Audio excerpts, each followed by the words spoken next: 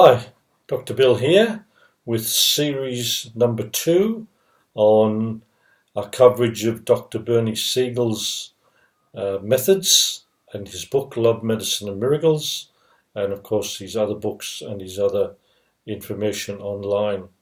I mentioned in series 1 that he grouped patients into 3 groups: those that consciously or subconsciously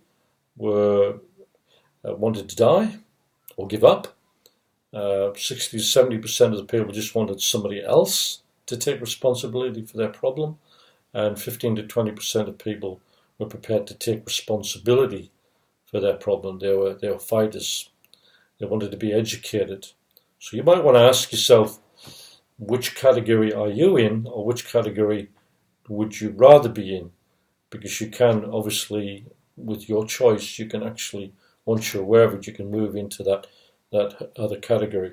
Now, he called this category exceptional patients, because when they did the research, they found what was the common denominator, or the common denominators, the commonalities between those that survived such things as cancer and other diseases and those that didn't.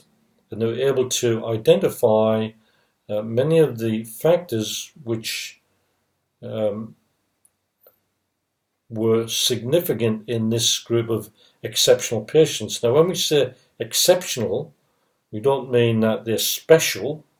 We mean that, or I presume what he meant was, that they're different. They're exceptional, meaning they're the exception to the rule. They're different from the majority. And so, and that's what he found, is that not just in his work, but in what other doctors were doing, these exceptional patients had certain characteristics.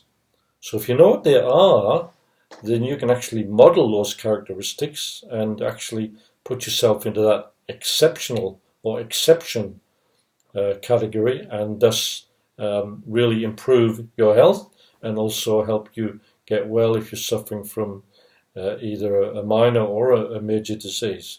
So I'm just going to read something. I've got this, again, some text here for you. So I'm just going to read in the text, and you might just want to read along with me as I do that. So,